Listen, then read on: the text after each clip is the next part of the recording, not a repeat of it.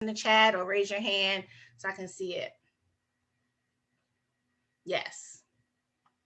Okay. Yes, yes, yes. Okay. So, and we were taught to put our money in savings account, right? You know, a little earlier we were pre-chatting before we got started about teaching our kids about money and saving and spending it and not spending it. Well, if you only got a return, if you got a return of 3% at a bank or CD or credit union, in this example, it would take you 24 years for your money to double. Now, I don't know about you, but do you have 24 years to wait for your money to double? You can say yes or no in the chat. No, right? We wanted to double faster than that, right? Well, this is called a simple interest example. And so most of us, most of the population, we're only gaining what is called simple interest on our money. And that's why our money isn't growing.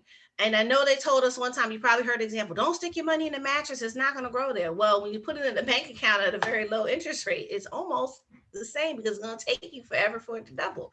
It doesn't grow. You technically could be losing money. Now, in our next example, if you got in the equity index market, which is a little bit different, and many of you may not have ever heard of the equity index, but in the equity index, you're going to get around 12% on your money. So in this example, again, this same person had $1,000 invested at 12%, and you divide 72 by 12%, and then now it takes their money 6 years to double.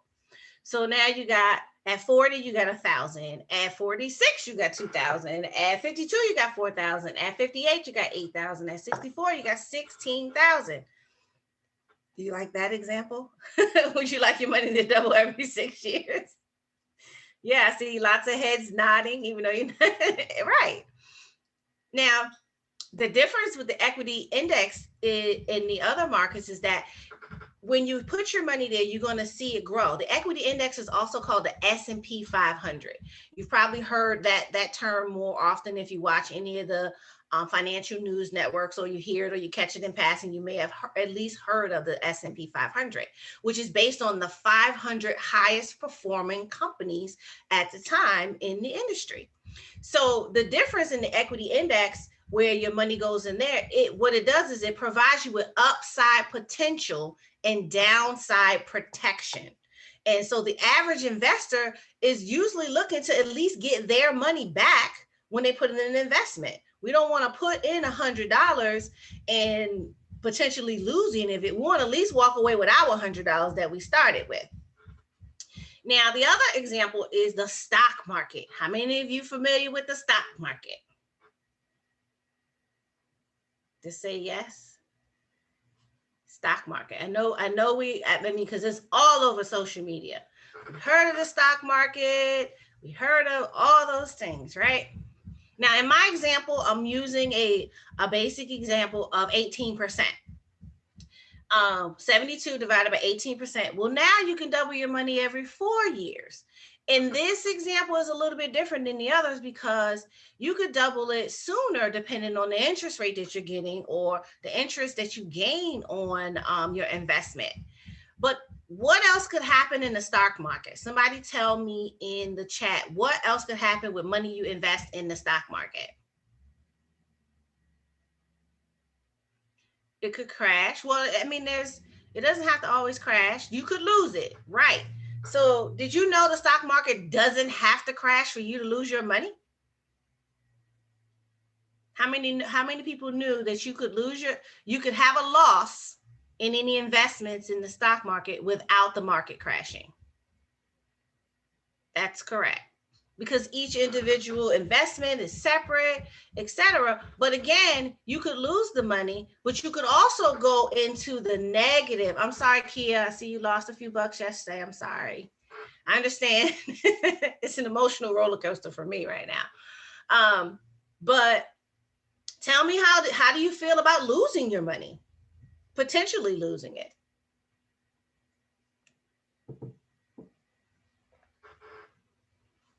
You could underperform. Yep, not good. Stock is long term. It is.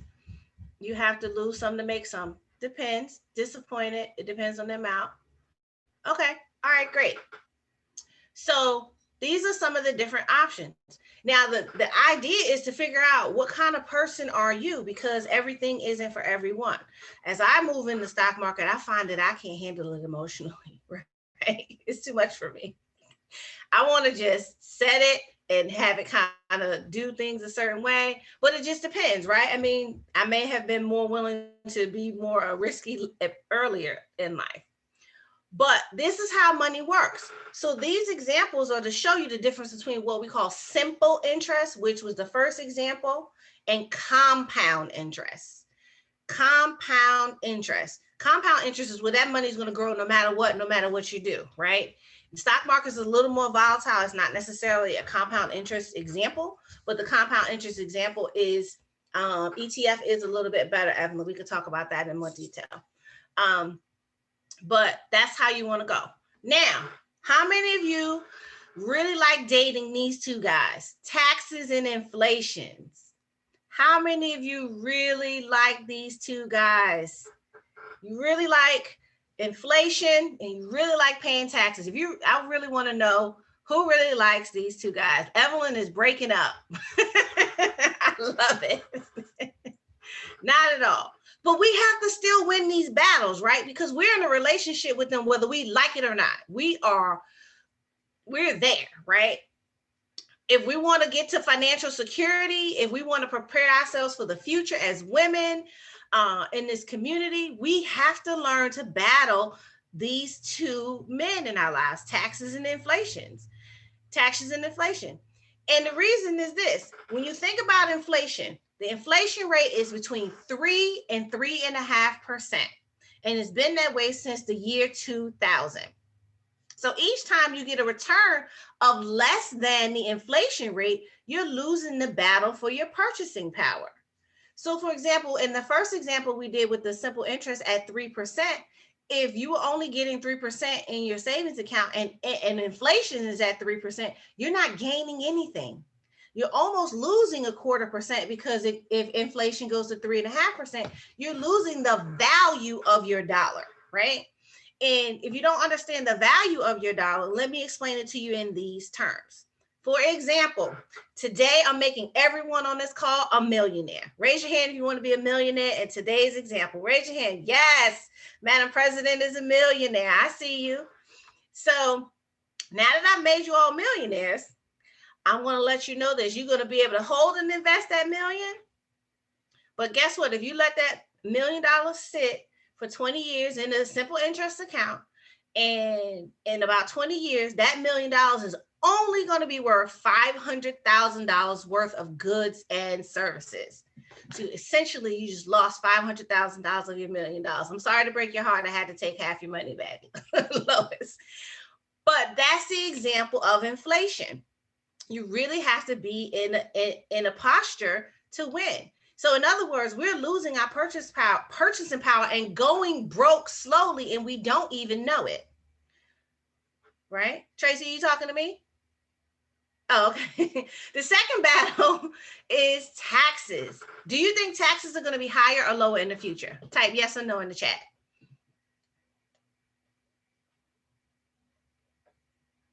Higher. Oh, she was explaining to her husband. Tell him to come on and listen in too, Tracy. Higher, higher, higher, higher. Okay, great. Do you think they could be much higher? Not just higher, but much higher. Even better question. Do you want to pay them? Do you want to pay them? I am very certain that I do not want to pay them. Do you want to pay them? Not at all. Depends on your tax bracket. That is true, but they still could go higher if they change the brackets. Okay. Not necessarily always higher, but they could definitely be higher. In the past, they were lower. I don't want to pay anymore. I got it, Brenda. So what's your plan to isolate yourself from future tax hikes? What's your plan? Do you have a plan? Do you think you need a plan? I see Lois down. Yes. Donations. That's one. No, not necessarily. Right. Depends on dependents. Dependents grow up and become non-dependent as far as taxes. You need a plan, Kia. Okay, great. Need a plan, Sheena. Hope I'm saying that right. Nina, property. That's a good one, but it's not always guaranteed. Plan is needed. Yep. So what happens is if we don't do it, if we don't do something now, we're not going to move forward. There's a book out right now, and I'll type it in the chat for you. It's called The Power of Zero. Zero. I can't think of his. I think the author's name is David McKnight. I can't think of it right now. But what happens is as we get older, and if many of you are, let's say, and you don't have to put this in the chat, you can just answer this for yourself, right? If you are between 40 and 45 right now, you're probably looking at planning for retirement in the next 20 years, right? If you already own your house and have owned it for a few years, you will more than likely have paid your house off, which means you won't have that interest to write off. If your kids are grown, may have already gone off and went to college and did everything they're going to do, and you've lost them as a dependent, right? You may spend more time donating your time versus your money when you get to retirement to these local organizations. So then you're going to have less of a donation or nonprofit write-off. And what happens is we've been sold the myth that we're going to have less taxes when we get older just because we get older. But the reality is if we really peel back the onion and get detailed about the things that actually change in your life as you grow older, some of those things will definitely impact your ability to have things to write off. You may have more if you have a business or different things like that, and you're a sole proprietor or LLC and doing your taxes a certain way. But there's so many things that have to be considered and you really have to talk about. And we have to get comfortable as women talking to other people who understand what we don't understand. And Ed Slott, he also is an author. You can check him out. His book is called Stay Rich for Life. He talks about taxes will become the single biggest obstacle that prevents us from creating wealth. And if we want to create wealth, we have to overcome that obstacle. Paying taxes now instead of later, while they're relatively low, makes long-term sense. The short-term pain is that you got to pay the taxes now. But you can go from having forever tax accounts to never tax accounts. Now let's talk about the proper way to build the foundation for your house. This is the part where you're going to get interactive. I'm going to need a couple people to volunteer to answer the question. So I want you to write down these 5 things. And I'm going to type them in the chat. So I'm going to list 5 things. And what I want you to do is rank them in order of importance. So we're building a house. So in your mind, think about this house that I have on the screen. What will be the foundation of this house financially? What would you put down first if you're building a financial house? Okay, so I'm going to put some things in here. I'm going to put emergency funds. And I'm going to put tax-free retirement, short-term and long-term illness protection. Short-term and long-term illness protection, risk-free investments, and life insurance.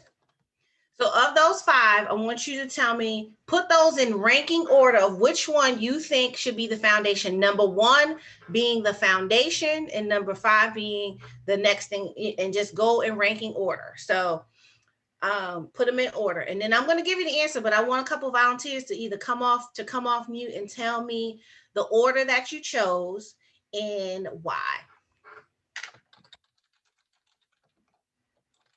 I'll give you a couple of minutes to get it done.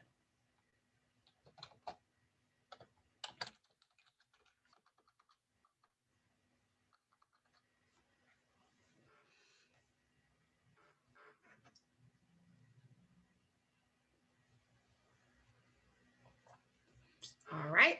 So do we have a volunteer? You can come off mute voluntarily or raise your hand. I see Tracy. Go ahead, Tracy. Hi, everyone. Hi. So I have emergency funds first. Mhm. Then I have, well, do you want an explanation as to why? Well, go ahead and tell me your Each list one? and then I'll ask you. Okay, and then I have life insurance. Then I have risk-free investments. Mhm. Um, then I have tax-free retirement, and then short-term, long-term illness protection. Okay. So why did you choose emergency funds first? Well, because I chose emergency funds first because I mean, as we see in the pandemic, anything can happen. So you want to have your immediate, bills and expenses covered first. Okay. Okay. Good answer. Okay, thank you. I'm not going to reveal the answer yet. Good answer. Thank you, Tracy, for being my brave first volunteer. All right, who else wants to volunteer? You can just go ahead and come off of mute and give us your 5, and then and I'll ask you why you chose the first one. I'll go. Mhm. Mine was really similar to Tracy's with a difference. I had life insurance first, Mhm. emergency fund second, risk-free investments third, tax-free fourth, and fifth, short and long-term illness. Okay, good answers. And now, why did you choose life insurance first? Because it's life. I mean, I don't know when that's going to end. So I want, especially for someone who's raising someone who depends on them, I'm Mhm. sure that if anything happens to me, that person is taken care of. Okay, good answer. Good answer. Okay, now I need one more volunteer. Thank you, Romaine. One more volunteer. I'll volunteer. Go ahead, Stacy. Is that you? Yeah. Go ahead, Stacy. Like Romaine, I put life insurance first, then I put emergency funds, and then the illness protection, and then risk-free investments, and then tax-free retirement. Okay. Okay. Listen, these are great answers. I want to say this is the first time that people have actually gotten it right. Now I have to give you my prizes. Romaine and Stacy, you are correct. The foundation should be life insurance. So this is the house. This is my fictional house. And you really want the life insurance to be the foundation. Then you want emergency funds. That 3 to 6 months of cash is paramount. Okay. If we didn't learn anything from the last 13 months, we should have learned to make sure that we have these things in place. So many people, and I apologize if you lost anyone. I lost several people last year. The life insurance is so key. It is just it's the thing that should be the foundation. So now I'm going to explain that to you a little bit more. Um, that solid foundation of life insurance is set so that when everything else fails, you won't have to um, do certain things to apply. And some people think that, oh, I have equity in my house, that's great. But if you don't have a job, you can't access the equity in your house because you have to show them you have future income to pay back any of the money. Anybody that's ever done a HELOC loan or anything like that, you know that. If you want to get a loan from the bank, you got to go and have a 3 million credit score and future income and a business plan and all the things, and give them your firstborn to get a few dollars from them. Now, that life insurance foundation will be able to do so many things for you if it is set up properly.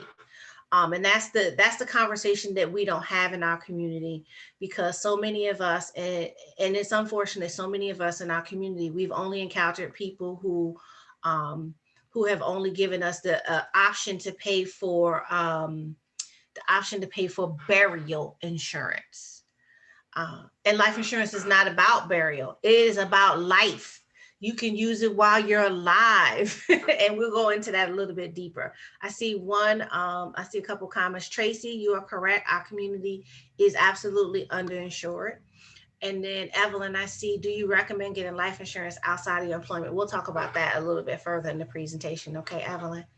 So then the next step is that emergency cash. You got to be able to tap into that very, very quickly. Step 3, you got to plan for retirement, preferably in a tax-free or minimum tax environment.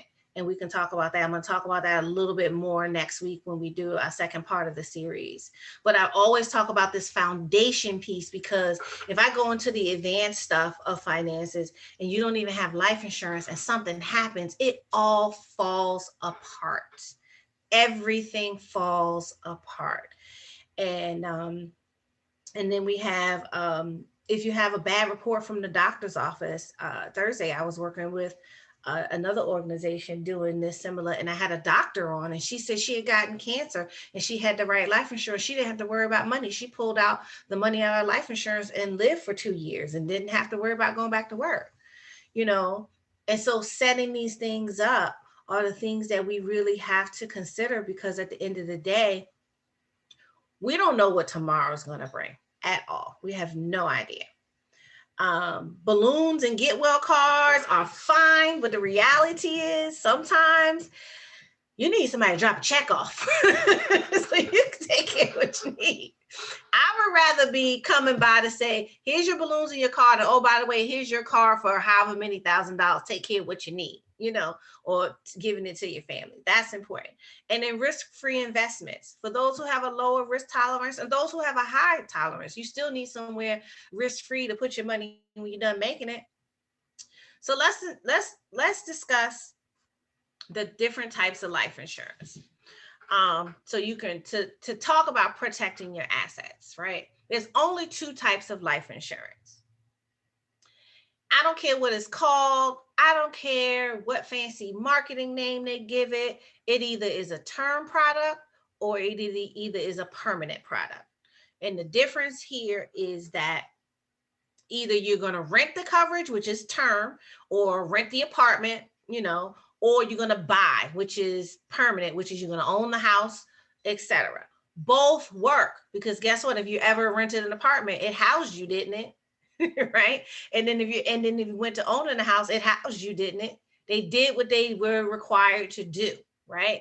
And so some financial pundits say all you need is term.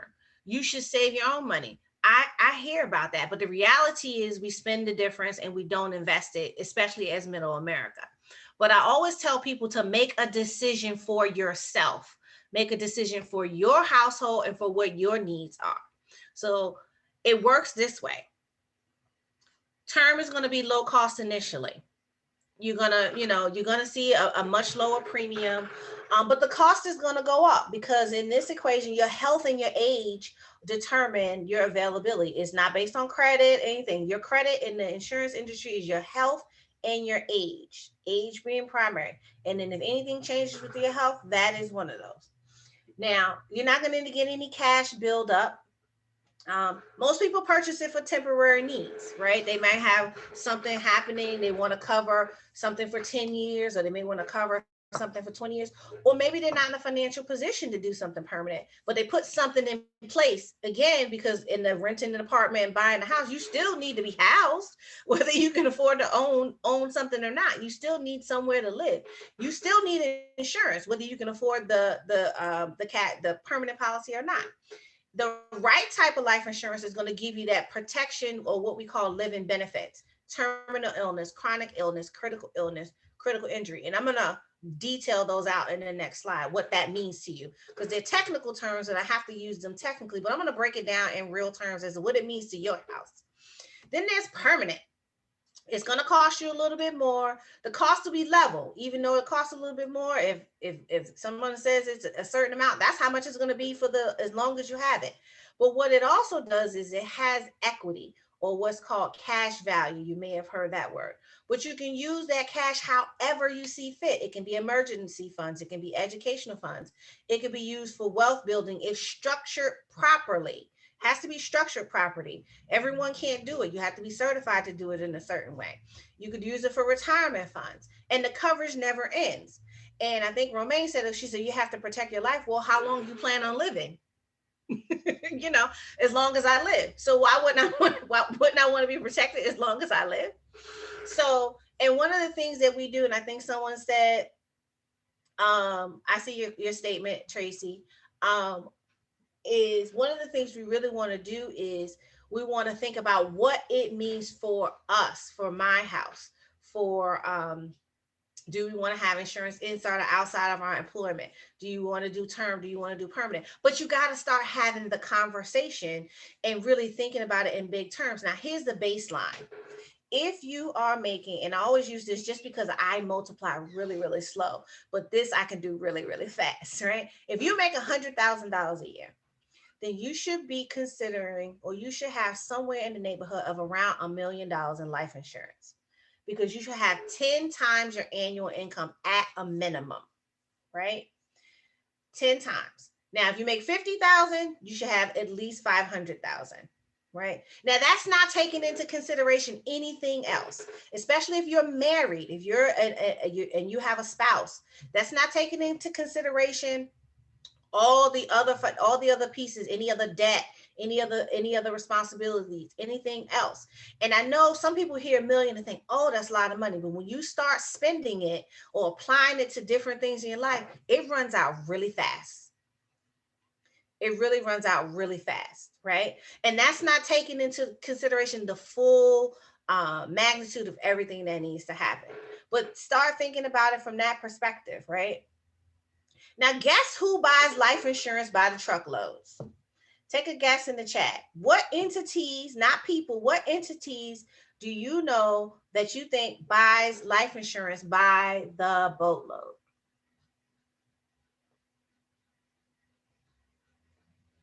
Go ahead and take a guess in the chat. Go ahead and take a guess in the chat. Businesses, okay, good answer. Corporations, great answer. Companies, good answer. Anybody else? Banks, good answer, Brooke. Man, y'all are on it. Did you guys read my presentation?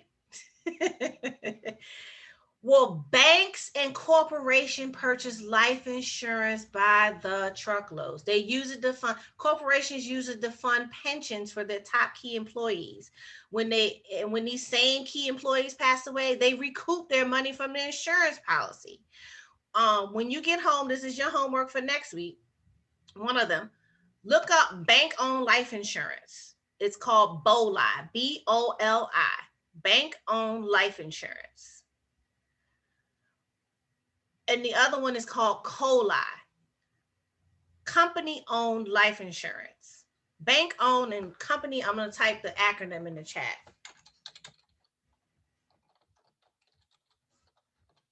Bank-owned and company-owned life insurance. For example, if you were to pull up the financial statements of Wells Fargo, I'm glad I said that right. Last time I called it Wachovia because I've been with them so long.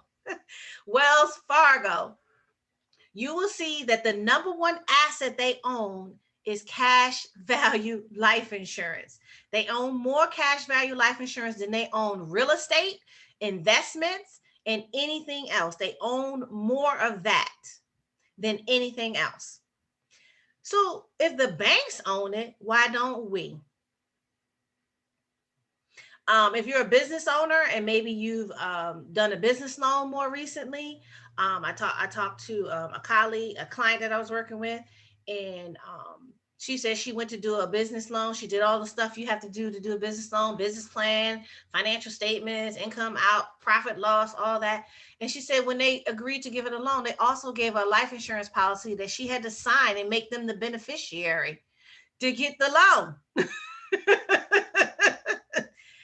If banks own it, why don't we? So here's the fun fact. Also, it was life insurance that allowed Walt Disney, JCPenney, Ray Kroc of McDonald's, and the former owner of Pampershet to start and run and save their companies at any given time. JCPenney, or James Cash Penney, he used his cash value life insurance policy back when in the Great Depression to save his company.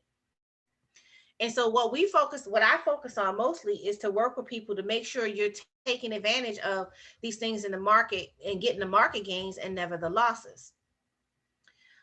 This strategy is for the average investor if you use it, because it's not as volatile as the stock market where you're not having to watch it all the time and do certain things. But when you set things up for this, and we're not even talking about setting up generation wealth, we're not talking about businesses, we're talking getting the basics right to protect you and your family. So now let's talk about The living benefits. This is the piece I want to really drive home. Terminal illness. God forbid there's a doctor's report that says you have less than 12 to 24 months to live. If you have a policy with terminal illness coverage, then you could go to that terminal illness company that provided you that coverage, and it will give you a percentage of that policy to live on for the remainder of your life, between 70 and 80% of the value of that policy. So if you had a $100,000 policy, they're going to give you $80,000. And what can you do with that? If you've ever known anyone with a terminal illness, you know they need care. You know, they can have at-home care instead of going to a facility. They need food. They may need their house retrofit to do certain things, where they can move their bedroom to somewhere where there's no steps or things like that. There's all these things that can be done while you're living with it. And then if you ever known anyone with a chronic illness, well, they're good. They don't have any, terminal illness. The doctor hasn't said you only have so many months, but they can't do basic daily activities. Death benefits are tax-free. They can't do any of the bathing, eating, toileting, transferring. They can't do any of those things on their own. And so they need assistance. Well, you can get access to the funds again to help you do all of those things that you need to do in your life. The other thing is critical illness. And this is something that I think in the African American community, we really have to take into consideration. Because we live in food deserts, because we live in places where we're not getting the higher quality produce, the vegetables, we're not necessarily also getting we're not getting the nutritional education and the things that will help us to live healthier lives. We have more underlying conditions. Even we've learned that even in the last 13 months. If you have a critical illness rider, it's going to help you with things like, if you've ever known someone who's had some of these, I'll make sure I give them to you all. Lou Gehrig's disease, someone who's had to have a heart graft surgery, aplasmic anemia, if someone's gone blind and they have blindness and they need assistance, if they've gotten cancer, cystic fibrosis, end-stage renal failure, heart attack, stroke, heart valve replacement, major organ transplant, all these things, sudden cardiac, arrest, all these things, you have a high likelihood to live from. Absolutely live from. But you also have, because of the community that we're in, we have a high likelihood to have them. So we would need this type of protection to make sure that we have finances to take care of it. We don't have to, a medical emergency or medical issue does not have to be a financial crisis also. If we've prepared, we've all assisted in some way, probably assisted in some way in our families, in our churches, in our community with a loved one who may have had something happen and they need financial assistance. But what if we prepared, if everyone prepared, so that we would be able to just take care of ourselves, and we would just need people to stop by and brush our hair and make sure we're eating, and not necessarily to take care of all of our financial needs, because that becomes very stressful, right? And then there's also critical injury. God forbid you're in an accident and you end up in a coma, paralysis, or have severe burns or traumatic brain injury. You'll be able to access these benefits, the living benefits, while you're alive, to do anything you need to protect yourself. Something I like to mention, because I was on a metastatic breast cancer webinar a few weeks ago. And one of the questions that one of the guests asked towards the end was, so what can I do as an African-American woman to prevent this? And the panel of 6 doctors all responded, nothing. I said, what?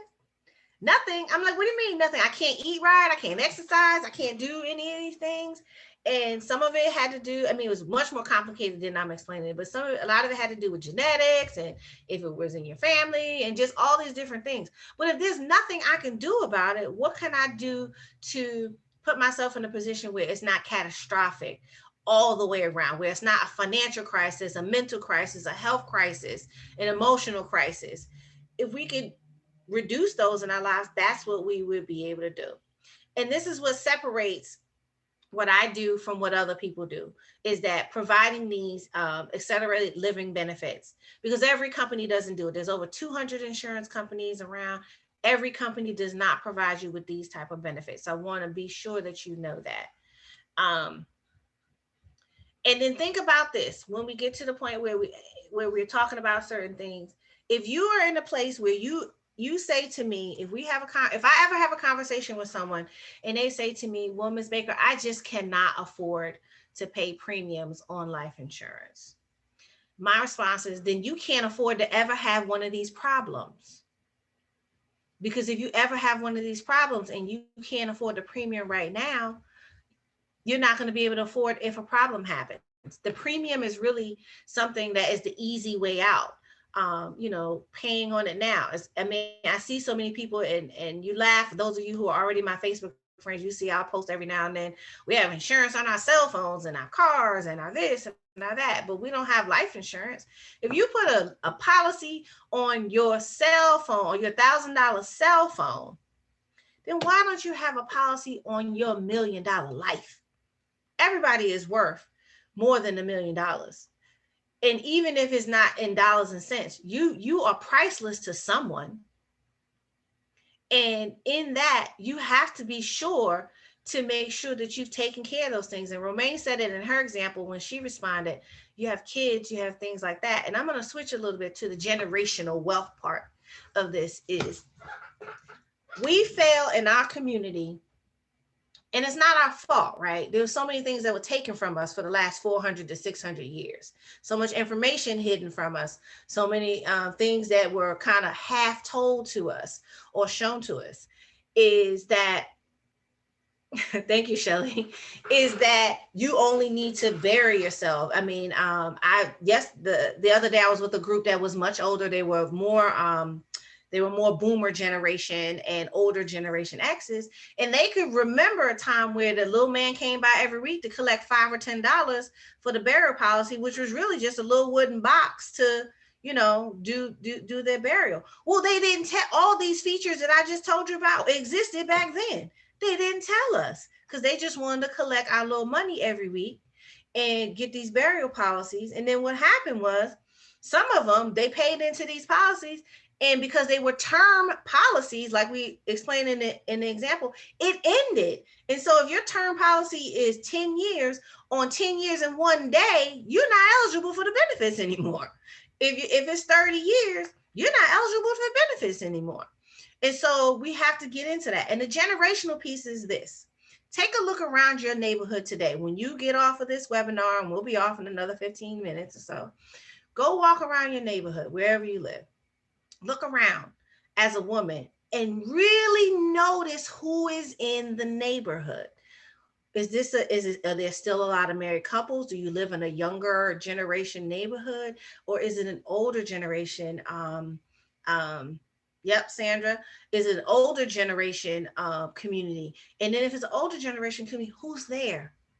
In most communities, it's the women. Even as a child growing up in New York, I lived on 137th Street, and I used to go to my Nana's house all the time. And when I look back now, I think there was like one married couple left, and everybody on the street was older, but all the women were there. And I only remember because it was, that one neighbor that always told on you, I see your grandbaby over here. She over here doing something, being fast, or whatever the words they do, right? And they tell on you. And I'm like, why are these ladies always telling on me? But that's who left in the neighborhood, right? And we're the ones left in the neighborhood, and we're the ones, and as women, if we don't get our finances right, we're the ones who are going to be accessing the welfare system, even if we've never had to access it before in our lives. We're going to be the ones that may have to go into the SNAP program, even if you never had to do it before. And we're going to be the ones accessing Medicare and things like that going forward. And oh, by the way, if you need to access Medicare, you have to spend down any assets you have. You can't have any assets in your name. And the amount changes per state. So as women, if we prepared and we already have our money, we can take care of ourselves because we live long. Aren't we so blessed to live long? We got to prepare for it. We got to prepare to make that 70, 80, 90 and have some type of financial independence to take care of us. And oh, by the way, if you're not blessed to live that long, then we take care of our community. Married women and moms, you're going to take care of your kids. You're going to teach, and we're going to start teaching our kids, look, if something happens to me and you happen to get a couple dollars, it's for the grandkids. It's not for you. And then I want you to teach your kids and set them up so that if something happens to you, they get a few dollars. It's for their grandkids, not for them. And if we start this mentality of teaching them that I'm building up something for the generation after you, not you, because I'm going to teach you how to do what I'm doing, then we're going to start to build that cycle of generations teaching one another to have money. We lost out on the Rockefeller generation. They started 200 years ago doing whatever they're doing, putting things in place. And oh, by the way, they use life insurance too. It's a whole book called What Would the Rockefellers Do? I bought it by accident and I didn't even know it was about insurance. I just wanted to know what they were doing, right? They put all their money in there. That's not all they did, but they had to have a vehicle to transfer it tax-free.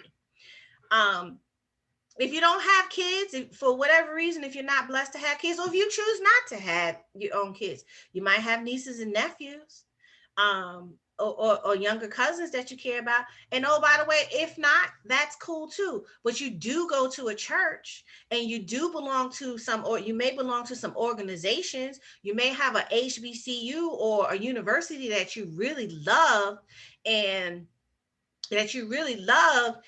want to support. Well, they still need your support when you're not here. And that's how the bigger institutions and nonprofits have become mega financial vehicles, because they have legacy giving. They're taught that you leave that money to your university. They're taught to leave it to their favorite foundation. They're taught to do those things. And what I'm doing is sharing that information with you, because we got to get started somewhere. We got to do something. And it's not necessarily about the money today. It's what are we going to do now, and then planning to go forward. So there were a couple questions in the chat I want to make sure I answer before I go, because they were good. So let me scroll back a little bit. Any questions? You can come off of mute, but I'm gonna scroll back and look for some of the questions that were already asked in the chat. Okay, death benefit. Yes, somebody said death benefits. Death benefits are tax-free. And there's only one caveat. It depends. It's 99% tax-free. If it's tied to a trust, there might be some tax implications, but that's much more complicated topic, Sandra. But for most people, it's not. Companies love it as well. If you're a business owner and you're a partner, you should have policies on one another. You don't want to be Scrooge, mad because your business partner passed away and now you don't have your friend and you don't have the money. You got to work everybody to the bone. Your business should be able to elevate. If you're in a business and one of your partners passed away, there should be money that can sustain the business, can sustain your time for grief, and sustain your business moving forward, or grow it and expand it. Thank you, Shelley. Great seminar. Okay, Wendy. Do you do a class or seminar geared towards young adults and college grads? Great question, Wendy. Wendy, actually, I'm doing a Facebook Live with 3 of my colleagues on April 28th. It is actually focused on the HBCU financial debt crisis, where we're going to dig a little deep into the debt crisis that is affecting many who attended college and received those loans that we needed because we wanted the education, right? But now they're barreling down on us and we got to find a way to get out of them. So April 28th, it's going to be on Facebook Live. There's a link. I'll send the link to Romaine, and actually she's going to send me the registration list and I'll include it in my follow-up email to everyone. So great question, Wendy. And then if there's somewhere you want me to be, Wendy, to come work with you, I'm happy to do that. So Evelyn has a question. Okay. Give me 1 second, Evelyn. I'm trying to get through here. Okay, go ahead, Evelyn. Where are you? I'm here. I just had a quick question about life insurance. Do you have any particular companies that you recommend that we look into? I know you said that it's a lot of them, but do you have any kind of like off the top of your head that you would suggest? Great question. I work with 5 of the top companies in the industry. And so if you want to review some of your options, you can set an appointment with me and I can look at what your particular situation is to get you set up with something, even if it's as they say, the basics to kind of get your foundation in place. So great question. We have 2 other questions. Okay. Hi, my name is Wenna. Thank you, ladies, for putting on such a wonderful event. I enjoyed it. My question is, what is your opinion regarding active or passive income. So my situation is I'm a homeowner, but I'm looking to purchase like a duplex and Mhm. possibly rent it out. Is that a big financial risk being a landlord? And so that is a personal decision, right? So here's the one thing that you're going to find, because we have a lot of webinars. If you're interested in real estate and real estate is your passion, I say absolutely go for it. If you're interested in stock market and in my opinion, the madness of the Bitcoin craze, and you're passionate about it, do it. Because here's the thing, there's so many different paths to financial wealth and generational and passing on generational wealth. You have to find the one that you love. The one thing that is foundational, you should still have life insurance. That crosses all industries, all work, all plans. You should absolutely have that in place. For you, for your family, and it's not just for you, right? If you're a mom and you're, and let's say you're a couple, you're married and you have two kids, there should be four policies in the house. There should be mom, dad, and both kids. Because God forbid, and no one ever wants to think about this. I have two coworkers. They both lost their sons last year in their 20s. One due to COVID, one due to tragedy. Nobody plans for that. Nobody expects that. But the one thing that I know is that I'm gonna need a lot of time if something happens to my baby. I'm gonna need a lot of time, and that I'm not going back to work. I don't see that happening for me. I don't want that to happen. But the peace of mind and not having to worry about what you're gonna do. You're gonna need therapy, man. I'm gonna need somebody to fly me to every spiritual place on the land to get the crazy out of me if something happens to my baby. You know what I'm saying? And those kids should be covered. The other thing that's important with the kids is doing their policies early. It puts in place what is called guaranteed insurability. So they'll be able to be insured up to a certain amount while they're still young, if anything happens. Kids get bad doctor's reports too, and we don't like it, but we got to be prepared. I donate to St. Jude's because I believe in the cause. But if we're all given this information to kind of prepare, we're not again having an emotional catastrophe, health issue, and a financial crisis, because that stress will kill you. Great question. I love it. I want to come visit the duplex when you get it, Winner. So just make sure you shoot me an email. All right. Is there any more questions? People with their hands raised, but there's a couple in the chat. I want to make sure I miss. Go ahead, Tracy. Hi, I've just a quick question. Well, two quick questions. Can you explain or give just a general example of when term life insurance will be a good idea? And then two, as it relates to children insurance, insurance for children, do you recommend Gerber policies? Thank you. So good question. So one, term. So sometimes term is a budget decision. You need the coverage, you need the living benefits. Sometimes it's just a budget decision. Some people say, you know what, I want to make sure I have 3 times the value of my home while I have this 30-year mortgage, right? That's an option. Some people use it as a boost. They may have a mix. They may say, you know what, I can afford $100,000 in permanent, but I really want to make sure I have that base of $1 million, which is, their salary. Well, how much can I do the rest in term? And they do it temporarily until their money catches up with what they really want to cover their family for if anything happens. I know a couple out in Virginia, what they do, because the husband is like, he's like this mad stock trader, like he's all over, he's got 5 screens and it's a lot. He's like, you know what, we just have 2 term policies. I got 1.5 on my wife, 1.5 on me. We already got a plan on what we need to do if one passes away, and it's perfectly acceptable, right? But then some people say, you know what, I don't want to have to keep coming in and renegotiating the policy. I can afford this now. I'm going to do it now. And some people, because they're using it as a wealth transfer vehicle, a retirement plan, or an investment vehicle, they put a little bit more into it, right?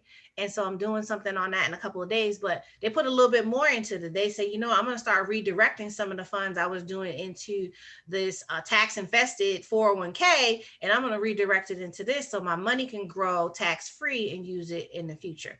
Good question, Tracy. I'm gonna take you on the road with me one day. So that was your question in the chat. Good. So I got that. And then somebody asked about, should I have more than my group term policy? I don't remember who it was. So the answer is yes. What happens is if you work in this DC, Maryland local area, Baltimore, a lot of us work for the federal government or the state government. And they give you them little policies that are $5, $10 a paycheck. That is what we call a group term policy. It only provides a death benefit. Now, if it is, again, $5 or $10, then I say do the $5 or $10, but don't miss out on the living benefits that you need to cover you. Don't miss out on those things, because even at work, when we have the short-term and long-term disability, they're still only going to around 26 weeks, and it's 2/3 of your annual salary. So you're not getting the full amount. If you're in the federal government, you have to consider with the FEGLI, which is the Federal Employee Group Insurance, that goes up every 5 years. And that could end up being $200, $300. It could end up being a lot more, and you could redirect that into something that's more, that has more bang for your buck and more powerful. And then Wendy wants me to send her something. And let's see, great seminar. Okay, was that all the questions in the chat? I wanted to go back. Thoughts about, okay, Sandra, thoughts about long-term insurance, nursing homes, in-home care as an older person.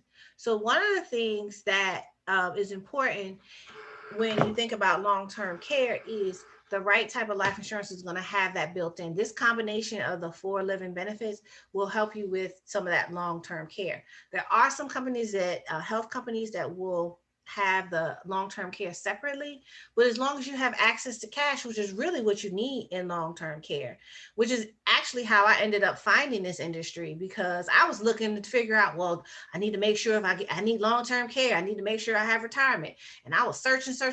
And when they started showing me, I was like, how come nobody told me? I'm like, okay, well, I'm going to tell everybody, So it really is, if you set it up the right way, you can, it can act as a long-term care alternative and prevent the time of having to tap into a Medicare or anything like that. And it is very, okay, that was a direct message, so I didn't know if you wanted me to share that.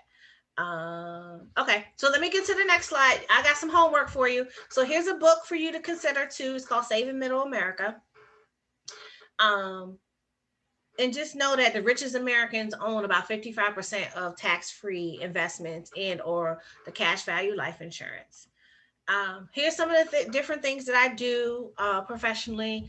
I do debt elimination, which is really going to be that HBCU debt crisis form that I'm doing. I do private banking. I help business owners and folks who are a little bit more advanced along the financial path set up systems where they're doing private banking. They're never borrowing from a bank again. They don't have to worry about their credit score.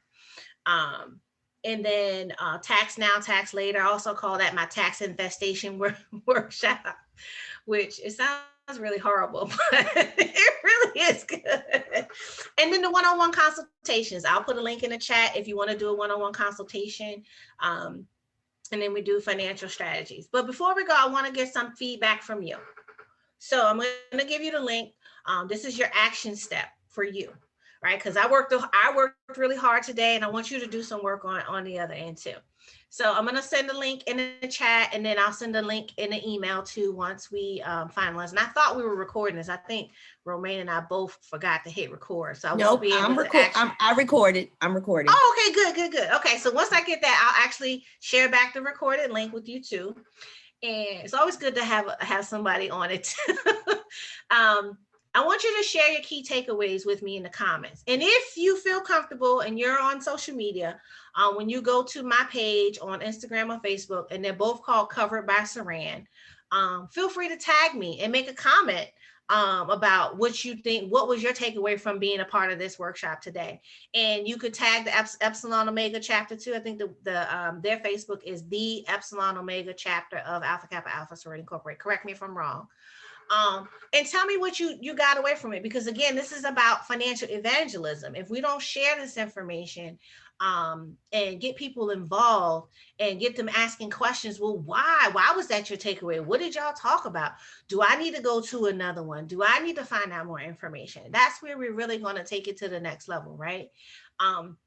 And so you can go to either of those pages. You can share my page with your friends and family, because I'm dropping tips on there all week. I didn't do many this week, but I'm gonna a whole bunch of stuff coming out next week, because we really have to get this information into our communities, into our melanated communities, because into our women as sisters, we have a responsibility to take care of one another.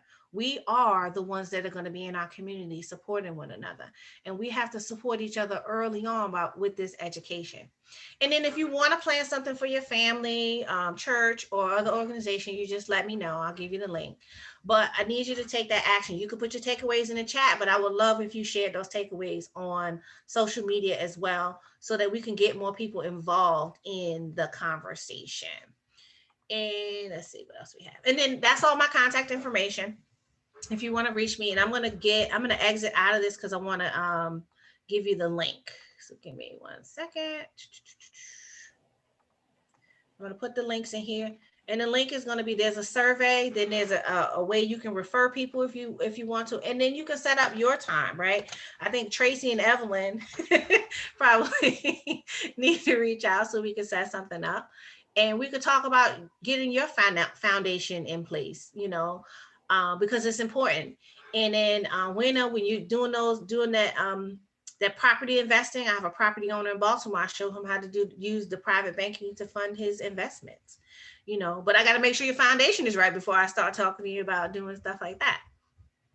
But let me know. Let me see, stop sharing. Okay, so now it's just us. So let me know if you have any other questions, any burning questions left that I haven't answered. You can come off of mute and ask them, or if you have a comment you want to share live, that's fine too. And while you're thinking about that, what I'm going to do, since we've had this wonderful poll, I'm going to this wonderful event. I'm going to relaunch a poll. I asked at the beginning, did you believe you had a great understanding of your finances? 73% of everyone said it could be better. But since you've had this conversation today, I want to know, let me see if I can relaunch the poll. I relaunched it again. Take the poll and let's see what the answers are now. Mm-hmm.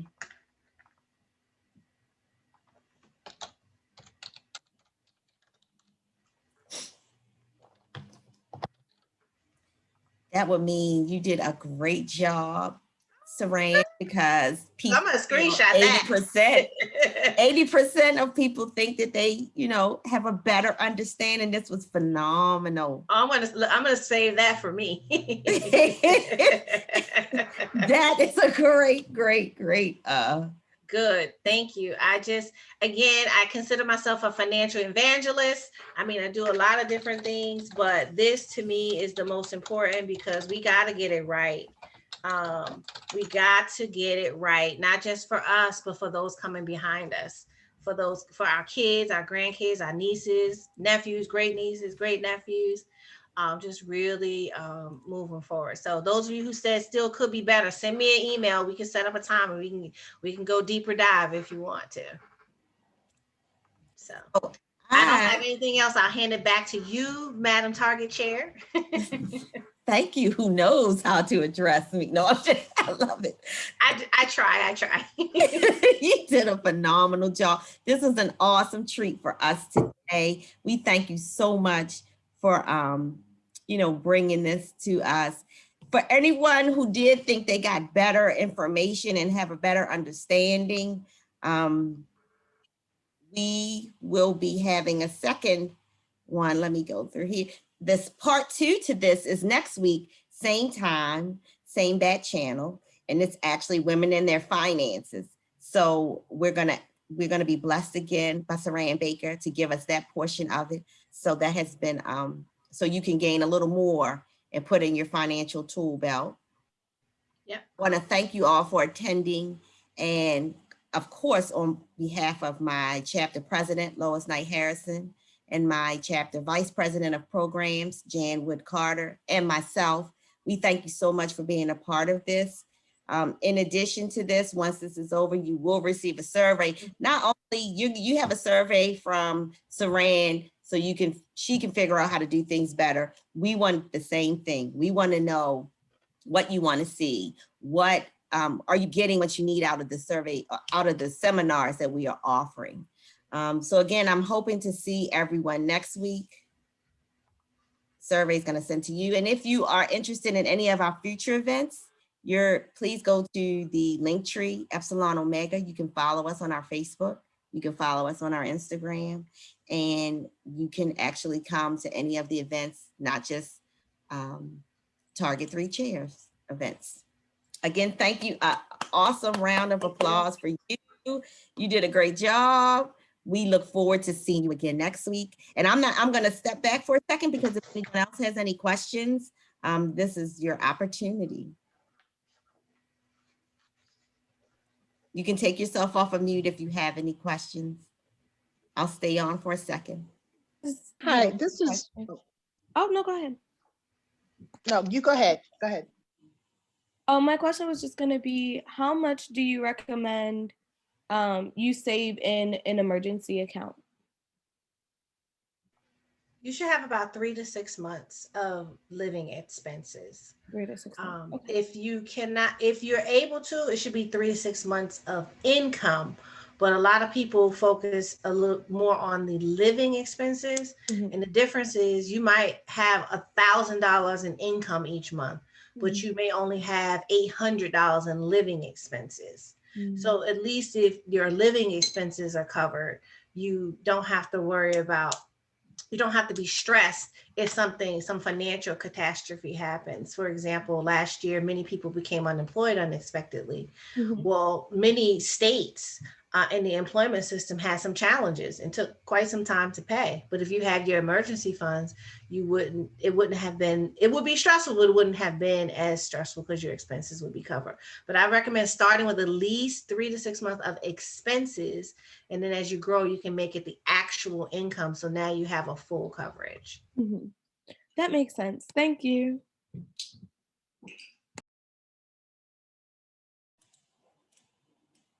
Well, again, you have all of Saran Baker's information. If you have any additional questions, she is more than welcome to assist with that. I want to thank you for spending your Saturday morning with us.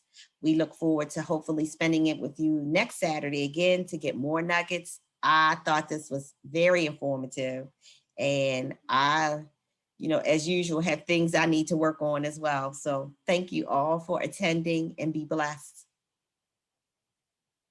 Have a great day. Thank you. Great job, Saran. And you too, Romaine, as usual. Oh, thank you.